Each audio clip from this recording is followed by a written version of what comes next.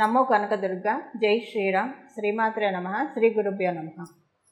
క్రోధీనామ సంవత్సరంలో దేవగురువు అయిన బృహస్పతి ఆయన తన సంచారాన్ని మేషరాశి నుంచి కాలపురుషుడి కుండలిలో ప్రథమ రాశి అయిన మేషరాశి నుంచి వృషభ రాశిలోకి మారుతూ ఉన్నాడు. మేషరాశిలో ఆయన సంచారం చాలించి వృషభ రాశిలోకి ఆయన అడిగడిపోతూ ఉన్నాడు మే 2వ తారీఖు నుంచి. ఆయన ఏ రాశిలో అయినా కూడా ఒక సంవత్సరం కాలం పాటు ఆయన సంచారం సాగుతుంది. కాకపోతే ప్రతి గ్రహము మారేప్పుడు ఒక రాశి నుంచి ఒక రాశికి మారేప్పుడు కొన్ని గ్రహాలకి ప్రత్యేకమైన అంశాలు చోటు చేసుకుంటాయి. ఆ ప్రత్యేకమైన అంశాలు చోటు చేసుకునే వాళ్ళల్లో దేవగురువు అయిన బృహస్పతి కూడా ఒకళ్ళు. ఇప్పుడు సూర్యనారాయణమూర్తి ప్రతి నెల ఒక రాశిని మారుతూ ఉంటే రవి సంక్రమణ దినం అని చెప్తాం. ఆ రోజు పితృతర్పణాలు వదలటానికి, సత్యనారాయణ స్వామి వ్రతం చేసుకోవడానికి, ఇలాంటి వాటన్నిటికీ కూడా చాలా బేసిక్గా ఉంటుంది ఆ రోజు. అది మనకి విశేషంగా ఉంటుంది. అలాగే ఆయన ఉత్తరాయణ పుణ్యకాలం, దక్షిణాయన పుణ్యకాలం ఇదంతా కూడా సూర్యనారాయణమూర్తి సంక్రమణం వల్ల ఒక రాశి నుంచి ఒక రాశికి మారడం వల్ల ఉంటుంది.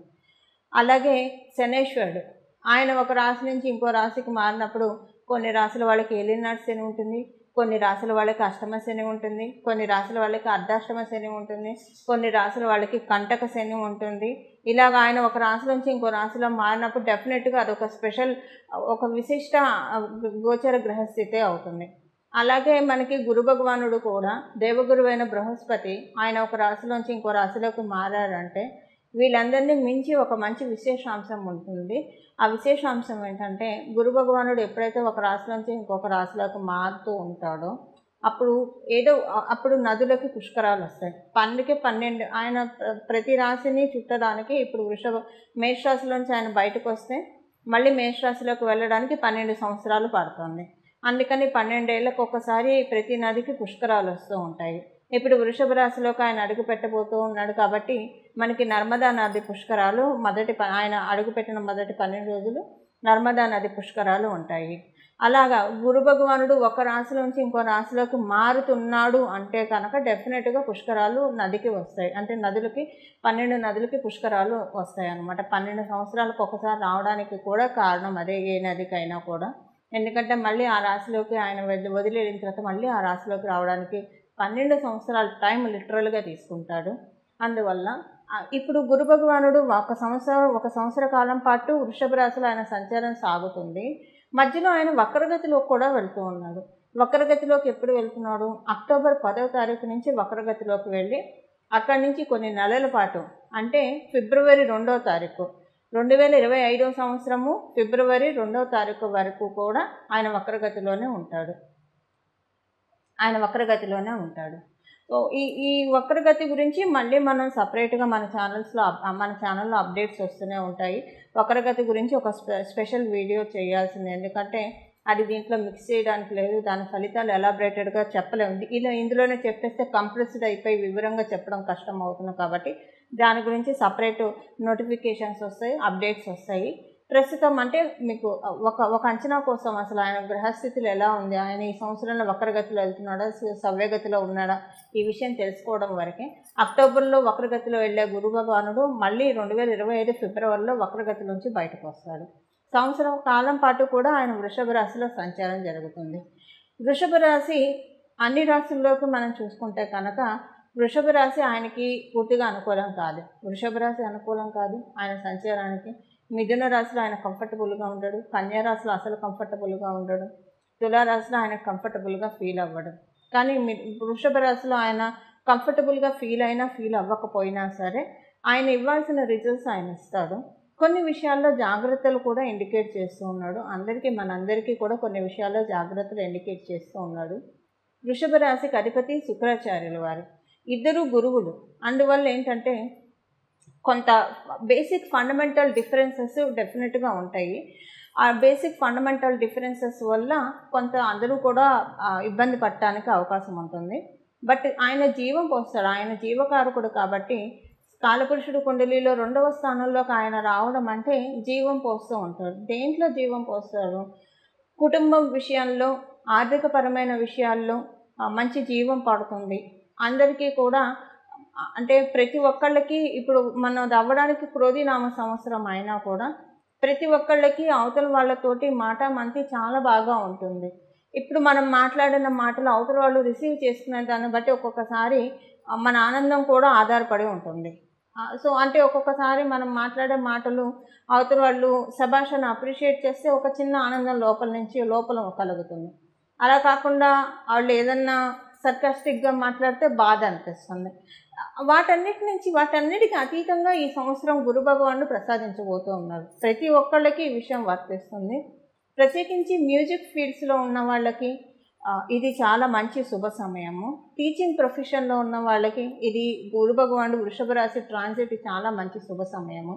గురుస్థానంలో ఉన్నవాళ్ళు, అది ప్రవచనకారులు కావచ్చు, జ్యోతిష్యం చెప్పేవాళ్ళు కావచ్చు, వాస్తు చూసేవాళ్ళు కావచ్చు, న్యూమరాలజిస్టులు కావచ్చు, లేదా ఆధ్యాత్మికవేత్తలు కావచ్చు, వీళ్ళందరికీ కూడా ఈ సంవత్సరం చాలా బాగా ఉంది. ఆర్థికంగా చాలా బాగా ఉంది. అంటే లక్ష్మీ అమ్మవారి ఆశీస్సులు బాగా అందుతాయి ఈ ఫీల్డ్స్లో ఉన్న వాళ్ళకి. అలాగే మీరు యాంకర్ ఫీల్డ్స్లో ఉన్న వాళ్ళు అందరికీ కూడా, అంటే ఇప్పుడు అది మీరు వృషభ రాశిలో పుట్టాలనే రూల్ లేదు. ఇప్పుడు చెప్పే అన్నీ కూడా ఓవరాల్గా అప్లికేబిలిటీ ఉన్న విషయాలు నేను ముందు ప్రస్తావిస్తున్నా. రాశి వారీగా మళ్ళీ మనం విడివిడిగా ఒక్కొక్క రాశి వాళ్ళకి తెలుసుకుందాము. ఓవరాల్గా చెప్తూ ఉన్నాను. ప్రత్యేకించి గురు భగవానుడు వృషభ రాశిలో సంచారం స్త్రీలందరికీ కూడా జీవం పడుతుంది. స్త్రీలకు డెఫినెట్గా ఇది చాలా ప్లస్ సంచారము. ఏదో మీరున్న ఏ రంగంలో మీరున్నా కూడా దాంట్లో బాగా లైమ్లైట్లోకి వెళ్తారు. అందరికీ వర్తిస్తుంది ఇది. అలాగే ఒకవేళ కనుక మీరు గృహిణి స్థానంలో ఉన్నారనుకోండి, అప్పుడు కూడా మీకు మంచి గుర్తింపు, గౌరవం వస్తుంది. ఎందుకంటే పిల్లల్ని, సంసారాన్ని, అది చాలా పెద్ద టాస్క్, చాలా ఛాలెంజింగ్ టాస్క్. వాటిల్ని బాగా కాపాడుకుంటూ రావడం, దాంట్లో మీకు మంచి అప్రిషియేషన్స్ వస్తాయి. ఇలాగ ప్రతి విషయంలో కూడా స్త్రీలందరికీ మంచి శుభ సమయము క్రోధినామ సంవత్సరంలో ఉంది. అది కూడా ప్రత్యేకించి మనందరికీ కూడా, అంటే స్త్రీలందరికీ కూడా గురు భగవానుడు ప్రసాదిస్తూ ఉన్నాడు. అందువల్ల ఇక్కడ అంటే మగవాళ్ళకి బాగాలేదంటే మగవాళ్ళకి కూడా బాగా ఉంది. ప్రత్యేకించి ఆడవాళ్ళకి ఒక 30% బఫర్ ఉందని చెప్పాలి ఈ వారం గురు భగవానుడు ఆశీస్సుల వల్ల. అయితే ఒక విషయంలో జాగ్రత్త కూడా ఆయన సూచిస్తున్నాడు. మన ఇంట్లో ఆడవాళ్ళు కావచ్చు, బయట ఆడవాళ్ళు కావచ్చు, ఎవరైనా సరే పొరపాటున కూడా ఆడవాళ్ళ గురించి చులకనగా మాట్లాడడం కావచ్చు, తక్కువ చేసి మాట్లాడడం కావచ్చు, ప్రత్యక్షంగా పరోక్షంగా దూషించడము, ఇలాంటివేవి చేయకుండా జాగ్రత్తగా ఉంటే కనుక గురు భగవానుడు సమృద్ధిగా అన్ని రిసోర్సెస్ అందరికి ఇచ్చేసి వెళ్తాడు. ఇది ఆడ మగ తేడా లేదు, అందరికీ ఈ విషయం వర్తిస్తుంది. ఎవరైతే సమృద్ధిగా అన్ని అవకాశాలు అందుకోవాలని భావిస్తూ ఉన్నారో వాళ్ళందరూ కూడా స్త్రీలని దేవతా స్వరూపంగా చూడడం కనుక ప్రాక్టీస్ చేస్తే ఆల్రెడీ అలానే ఉంటుంది. ఎందుకంటే మన సనాతన ధర్మం మనకి చిన్నప్పటి నుంచి నేర్పిన విషయమే అది. కాకపోతే కాలవశత్తు, కలి ప్రభావం వల్ల ఒక్కొక్కసారి మనకి మన అసోసియేట్స్లో ఉన్న స్త్రీల పట్ల కొంత ఇబ్బందికరంగా ఉండే అవకాశం కూడా ఉంటుంది మధ్యలో. ఇది మనకి జరగచ్చు, మన వల్ల ఇంకొకళ్ళకి జరగచ్చు. ఏదైనా సరే ఇలాంటి వాటన్నిటి నుంచి దూరంగా ఉండడానికి ప్రయత్నించండి. దానివల్ల ఏంటంటే ఈ వారం డెఫినెట్గా ఈ సంవత్సరం అంతా కూడా డెఫినెట్గా అబండెన్స్, సమృద్ధి, జీవకారకుడు కాబట్టి ఆయన ఇవ్వదలుచుకుంటే గురు భగవానుడు ఏమీ ఆలోచించడు. వెనక ముందు ఆలోచించకుండా చక్కగా రిజల్ట్స్ ఇస్తాడు. ఏమన్నా మనం కష్టాల్లో ఉంటే ఆ కష్టాల నుంచి మనల్ని ఎలా బయటపడేయాలా అని చూస్తాడు. వృషభ రాశి ఆయనకు అనుకూలం కాదు. ఎందుకు కాదని చెప్పానంటే స్త్రీల విషయంలో ఎంత మర్యాదపూర్వకంగా ఉంటుంది, అంటే మా స్త్రీలైనా కూడా అవతల స్త్రీ పట్ల మర్యాదపూర్వకంగా ఉండాలి. అది కనుక బాగా ప్రాక్టీస్ చేసుకుంటే అప్పుడు వృషభ రాశిలో ఉన్న గురుడు అందరికీ డెఫినెట్గా యోగిస్తాడు. ఇందులో ఏమాత్రం సందేహం లేదు. స్త్రీ పురుష భేదం లేకుండా ఆయన ద్వితీయ స్థానంలో ఉంటూ చాలా మంచి అవకాశాలని ద్వాదశ రాశుల వాళ్ళకి కూడా ప్రసాదిస్తూ ఉన్నాడు. అవన్నీ ఏంటో మనం ఒకసారి ఇప్పుడు చూద్దాం. విడివిడిగా ప్రతి రాశి వాళ్ళకి ఎలాంటి ఫలితాన్ని గురు భగవానుడు అందిస్తున్నాడు అన్న విషయాన్ని మనం చూద్దాం. మిథున రాశి మీకు ఖర్చులు, శుభకార్యాల రీత్యా ఖర్చులు ఎక్కువగా ఉంటాయి. ఆనందంగానే ఖర్చులు పెడతారు, తృప్తిగా అనిపిస్తుంది. అంటే ఒక్కొక్కసారి మనం చేసే ఖర్చులు మనకి తృప్తిని ఉండదు. అరే అనవసరంగా ఖర్చు చేసేసామే, ఏమీ ఆలోచించుకోకుండా ఖర్చు చేసామని ఒక గిల్ట్ ఉంటుంది. కానీ ఈ సంవత్సరం మీరు చేసే ఖర్చులన్నీ కూడా మీకు తృప్తినిస్తాయి. మీ స్పౌస్ రీత్యా మీకు ఖర్చు ఉంటుంది. మీ స్పౌస్కి మీరు ఏదైనా ఒక సర్ప్రైజ్ గిఫ్ట్ ఇవ్వడానికి అవకాశం ఉంది ఈ సంవత్సరము. లేదా మీ స్పౌసే మీకు ఒక సర్ప్రైజ్ గిఫ్ట్ ఇవ్వచ్చు. ఇలా ఏదైనా ఉండొచ్చు. పెళ్లి కాని వాళ్ళకి వివాహ యోగ్యత ఈ సంవత్సరం కలుగుతుంది. మీరు విదేశీ యానం కోసం ప్రయత్నిస్తుంటే ఆ ప్రయత్నాలన్నీ సఫలీకృతం అవుతాయి. మీరు విదేశాల్లో ఆల్రెడీ ఉన్నారు, అక్కడి నుంచి ఇంకొక చోటికి, ఇంకొక ఫారెన్ కంట్రీకి వెళ్ళాలని ప్రయత్నిస్తూ ఉన్నా చాలా బాగా ఉంది. మంచి అవకాశాలు ఉన్నాయి. ఉద్యోగస్తులకి, వ్యాపారస్తులకి ఏకకాలంలో బాగా ఉంది. ఏకకాలంలో ఖర్చులు కూడా ఉన్నాయి. డబ్బులైతే బాగా వస్తాయి, కానీ ఖర్చులు కూడా అలానే ఉంటాయి. ఎట్లా వచ్చిందంటే, ఒక బకెట్కి చిల్లు పెట్టి నీళ్లు పోస్తుంటే పడే నీళ్ళు పడుతూనే ఉంటాయి, పోయే నీళ్ళు పోతూనే ఉంటాయి.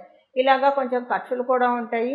కొన్ని ఆ ఖర్చులు ఎందుకు అవుతున్నాయో అర్థం కాదు. కాకపోతే ఖర్చులు చేసినందుకు మీరు గిల్ట్ కూడా ఏం ఫీల్ అవ్వరు. ఆనందంగానే ఉంటుంది. అంటే ఆనందంగానే, తృప్తిగానే ఖర్చు చేస్తారు. కొంచెం ఖర్చులు ప్రయత్నపూర్వకంగా అదుపు చేసుకోవడానికి ప్రయత్నించండి. మీకు వ్యయ స్థానంలో గురు భగవానుడు ఉంటూ ఖర్చుల్ని వ్యాప్తి చేస్తున్నాడు. కాకపోతే ఖచ్చితంగా శుభకార్యాలకే ఖర్చులు పెడతారు. అనుకోకుండా ఒక మంచి పుణ్యక్షేత్రానికి, ఎప్పటి నుంచో మీరు వెళ్ళాలనుకున్న పుణ్యక్షేత్రానికి వెళ్తారు. అది మీకు ఆ ప్లేస్ ఎనర్జీని మీరు బాగా రిసీవ్ చేసుకోగలుగుతారు. అది మీకు మానసికంగా చాలా ప్రశాంతతనిస్తుంది. రాత్రిపూట చక్కగా నిద్ర పడుతుంది. కలలో దేవీదేవతలు వస్తారు. మీరు పడుకున్నప్పుడు మీ కలలో దేవీదేవతలు వస్తారు. మీకు ఒక అంటే మీ పేరెంట్స్ తరఫు బంధువుల నుంచి ఒక అవమానం జరుగుతుంది. మీ మదర్ కావచ్చు, ఫాదర్ కావచ్చు. ఇదొకటి మీకు కొంచెం బాధ ఉంటుంది. అది అనుకోకుండా జరుగుతుంది, ఒక అవమానము. ఎక్కువగా మనం చూసుకుంటే కనుక మదర్ తరఫు నుంచి ఉంటుంది. ఫాదర్ తరఫు బంధువుల నుంచి కూడా ఉండొచ్చు. అంటే ఇప్పుడు ఒకవేళ ఇద్దరు ఉన్నారనుకోండి, అప్పుడు ఇద్దరిలో ఎవరో ఒకళ్ళ నుంచి, అంటే అటువైపు ఇటువైపు ఉంటుంది. కొంతమంది సింగిల్ పేరెంట్ ఉంటారు కొంతమందికి. సపోజ్ మీకు మీ ఫాదరే ఉన్నారు, మదర్ లేదంటే మీ ఫాదర్ తరఫు బంధువుల నుంచి మీకు అవమానం జరుగుతుంది. అది మీరు కొంచెం దాని నుంచి బయటపడటానికి చాలా కాలం మీకు టైం పడుతుంది. ఒకవేళ మీకు ఫాదర్ లేరు, మదర్ ఉన్నారు అనుకోండి, మదర్ తరఫు బంధువుల నుంచి గట్టిగా అవమానం జరుగుతుంది. అది మీకు కోలుకోవడానికి చాలా టైం పడుతుంది. సపోజ్ ఇద్దరూ లేరు అనుకోండి, అప్పుడు మీ స్పౌస్కి వర్తిస్తుంది. మీ స్పౌస్కి ఎవరుంటే వాళ్ళు సేమ్ ఇంతే. ఇద్దరు ఉంటే ఇప్పుడు మదర్ తరఫు నుంచో ఫాదర్ తరఫు నుంచో జరగచ్చు, లేదా ఇది. బట్ దేనికి కుంగిపోకండి. మనం తెలుసుకునే రెమెడీ చేయండి. ఈ రెమెడీ చేయడం వల్ల గొడ్డలతో పోకుండా గోటితో పోవడానికి చక్కగా అవకాశం ఉంటుంది. మిథున రాశి వాళ్ళకి అన్ని విషయాల్లో బాగా ఉంది. ఇప్పుడు ఖర్చులు చేస్తారంటే డబ్బులు వస్తేనే కదా ఖర్చులు చేసేది. అలా చూసుకుంటే మనకి ఆదాయపరంగా కూడా మీ అందరికీ చాలా బాగా ఉంది. ఏకకాలంలో వృత్తి వ్యాపారాలు చేసే వాళ్ళకి బాగా ఉంది. ఏకకాలంలో వృత్తి వ్యాపారాలు చేసే వాళ్ళకి డబ్బు ఖర్చు కూడా ఉంది. మిగతా విషయాల్లో అంతా కూడా గురు భగవానుడి ట్రాన్సిట్ అనుకూలంగానే ఉంది. గృహంలో సంతృప్తికరమైన వాతావరణం. పరిహారం ఏం చేసుకోవాలి? గురు భగవానుడు వృషభ రాశిలో ఉంటూ ద్వాదశ రాశుల వాళ్ళకి ఇచ్చే మంచి ఫలితాన్ని ఇంకా ఒడిసి పట్టుకోవడానికి ఎలాంటి పరిహారం చేయాలి? ఇప్పుడు ఒక చిన్న పిల్లాడి చేతిలో ఏమన్నా పెడితే ఎక్కువ పట్టుకోలేరు. వాళ్ళ అరచేతులు ఎక్కువగా ఉండదు, పెద్దదిగా ఉండదు, కొంచెమే పట్టుకోగలుగుతారు. అదే వాళ్ళకు ఒక గిన్నెలోనో, ఒక సంచిలోనో, ఒక డబ్బాలోనో పోసి పెడితే తర్వాత తింటారు. అలా మనం కూడా భగవంతుడు ఇచ్చే యోగాన్ని మనం ఏం పట్టుకోలేమండి. పూర్తిగా పట్టుకోలేము, పూర్తిగా క్యాచప్ చేయలేము. అలా క్యాచప్ చేయడానికి ఒక గురు భగవానుడు మాత్రమే మనకు అవకాశాన్ని ఇస్తాడు. ఇలా క్యాచప్ ఎలా చేయాలి అది ఇప్పుడు మనం పరిహార రూపంలో తెలుసుకుందాము. ఈ సంవత్సరం అంతా కూడా కృష్ణం వందే జగద్గురు అంటారు. కృష్ణ పరమాత్ముడిని ఆరాధించడము, కృష్ణ పరమాత్ముడు చెప్పిన గీత వినడము, భగవద్గీత వినడము, భగవంతుడి నోటిలో నుంచి వచ్చిన ప్రతి వర్డ్ కూడా, ప్రతి అక్షరం కూడా చాలా మహిమాన్వితమైనవి. అది వింటూ ఉండాలి. అంటే విన్న ప్రతి అక్షరం కూడా మనం జీర్ణింప చేసుకుంటూ ఉండాలి. నరాల్లో జీర్ణింప చేసుకునే విధంగా శ్రీకృష్ణ పరమాత్ముడు బోధించిన భగవద్గీత వినడము చాలా మంచి ఫలితాన్ని నిస్సందేహంగా ఇస్తుంది ఈ సంవత్సరం ద్వాదశ రాశుల వాళ్ళకి కూడా. అలాగే శ్రీకృష్ణ పరమాత్ముడు ఆరాధన చాలా మంచి చక్కటి శుభ ఫలితాలను ఇస్తుంది. దక్షిణామూర్తి స్వామి వారి ఆరాధన, హయగ్రీవ స్వామి వారి ఆరాధన, దత్తాత్రేయ స్వామి వారి ఆరాధన, సాయిబాబా వారి ఆరాధన, రాఘవేంద్ర స్వామి వారి ఆరాధన, మీకు ఎవరైనా గురువులు ఉంటే వారి ఆరాధన, బయలాజికల్ గురువులు మీకుంటే ఒకసారి వాళ్ళకి ఏమన్నా కానుకలు సమర్పించడానికి కూడా ప్రయత్నించండి. చాలా మంచి సత్ఫలితాలు వస్తాయి. కానీ ఇప్పుడు మనం తెలుసుకునే ఈ దేవీ దేవతల ఆరాధన చేయడం మర్చిపోకండి.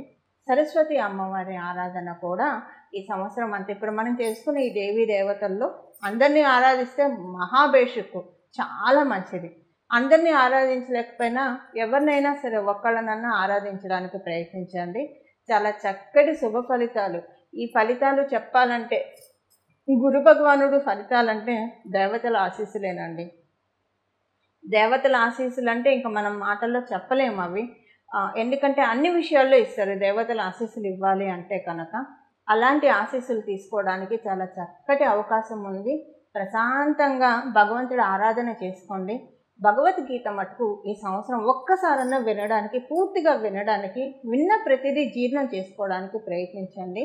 చాలా మంచి శుభ సమయం. అంటే ఎప్పుడు వినాలి భగవద్గీత, ఎప్పుడు కూడా మంచిదే.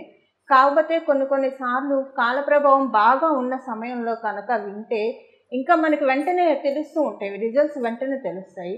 అలా భగవంతుడు ఉపదేశించిన గీతని, అమృతధారని, కర్ణామృతాన్ని అందరూ ఒడిసి పట్టుకోవడానికి ప్రయత్నించండి.